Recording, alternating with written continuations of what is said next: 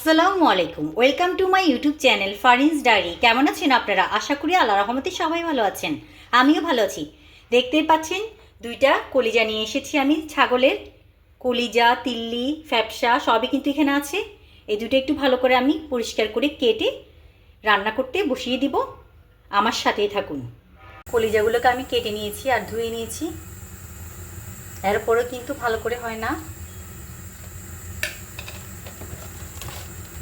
হলুদ দিয়ে দিচ্ছি,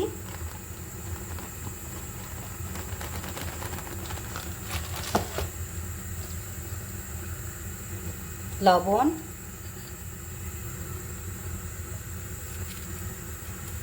লেবু চিপে দিয়ে দিচ্ছি। এরপর কিন্তু আমি গরম পানি অ্যাড করে দিব।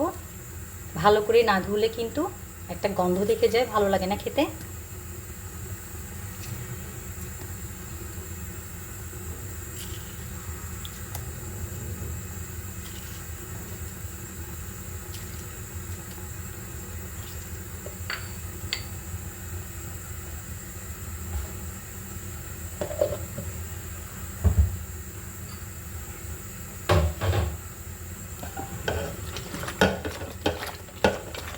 লবণ, লেবু আর হলুদ দিয়ে একটু মেখে রাখছি। গরম পানিটা এরপর অ্যাড করে দিব। কিছুক্ষণ কিন্তু গরম পানির সাথে মেখে রেখে দিলে কিন্তু ভালো করে একদম গন্ধটাও চলে যাবে, ভালো করে রক্তও চলে যাবে, পরিষ্কার হয়ে যাবে।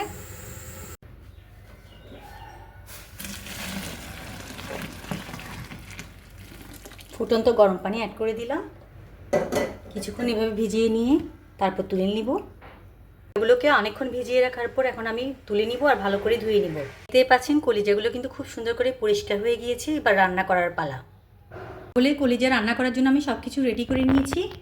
এখানে আছে পেঁয়াজ বাটা, কাঁচামরিচ বাটা, রসুন বাটা, আদা বাটা, টমেটো পেস্ট, পেঁয়াজ বেরেস্তা, হাঁটাজারি মিষ্টি মরিচ গুঁড়ো, হলুদ গুঁড়ো, আর মশলাটা হচ্ছে আমি মেজবানি গরুর মাংসের মশলাটা ব্যবহার করছি।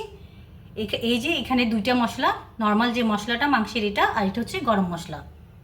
এবার রান্নায় যাওয়া যাক।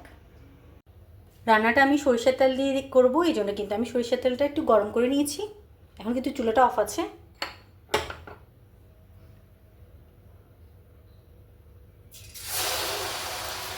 পেঁয়াজ বাটা,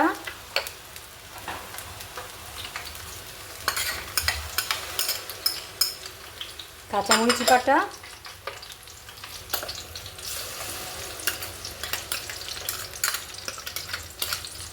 রসুন বাটা,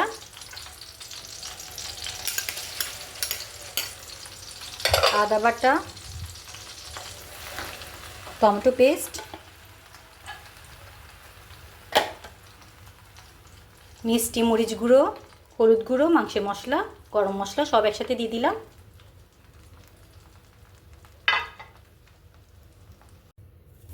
পরিমাণ মতো লবণ।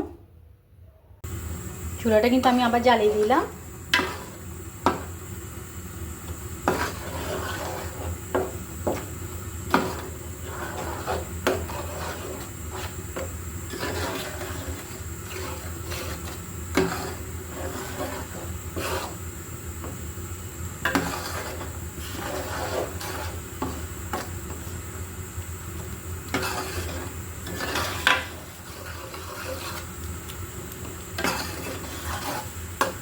কম আছে কিন্তু আমি ভালো করে কষিয়ে নিব।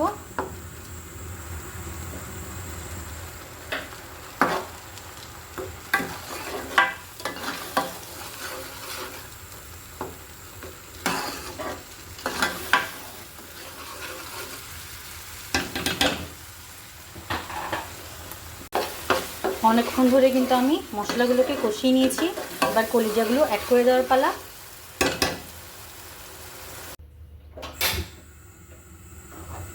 চুলাটা অফ রেখে আমি কিন্তু অফ ক্যামেরায় আমার কলিজাগুলো অ্যাড করে দিয়েছি। কলিজা দিতে দিতে আবার মশলা যেন পুড়ে না যায়, এই জন্যই চুলাটা অফ করে কিন্তু কাজটা করেছি।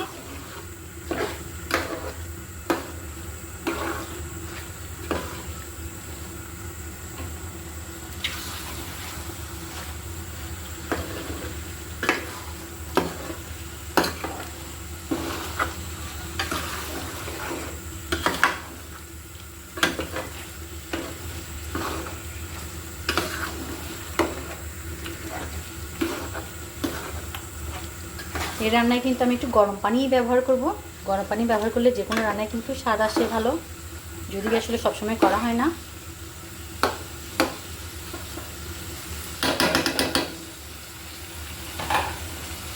কম আঁচে মশলার সাথে ভালো করে কষিয়ে নিব কলিজাগুলোকে।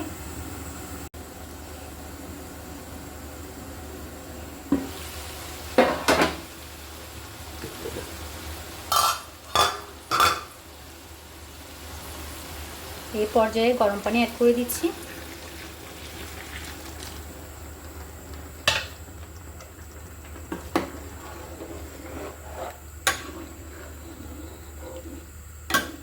অনেক বেশি ঝোল কিন্তু দিব না এখানে, যেহেতু এটা একটু ভুনা ভুনা করব।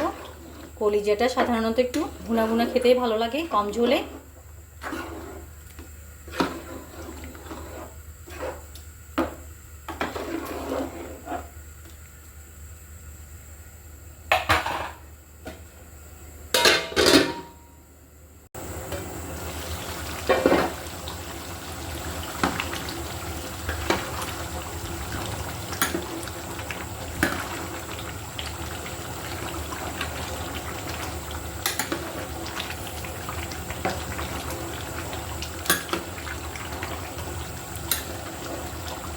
কলিজাগুলো সিদ্ধ হতে হতে কিন্তু এতটুকু ঝোলটা প্রায় কিন্তু কমে আসবে।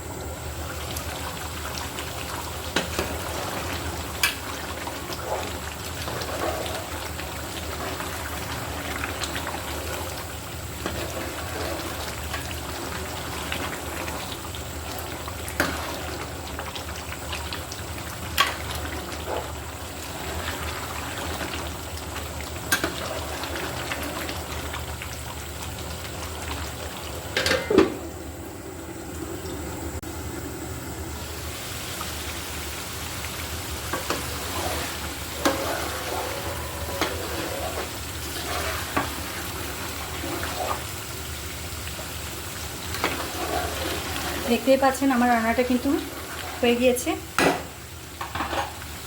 করে দিচ্ছি আমি সুন্দর করে সাজিয়ে আমার রান্নাটা দেখাচ্ছি, আমার রান্নাটা কেমন হয়েছে, আমার সাথেই থাকুন। কাছ থেকে দেখিয়ে দিচ্ছি আমার কলিজা ভুনাটা কেমন হয়েছে। দেখতেই পাচ্ছেন কতটা সুন্দর আর লোভনীয় হয়েছে। আমার মতো করে যদি রান্না করা হয় কলিজাটা কিন্তু গন্ধ হবে না, ব্যাড স্মেল আসবে না, আর এভাবে রান্না করলে কিন্তু খেতেও খুবই স্বাদ লাগবে। আর আপনারা কারা কারা ছাগলের কলিজা খেতে পছন্দ করেন জানাতে পারেন। আজকের মতো বিদায় নিচ্ছি, সবাই ভালো থাকবেন, সুস্থ থাকবেন। আল্লাহ হাফেজ, আসসালামু আলাইকুম।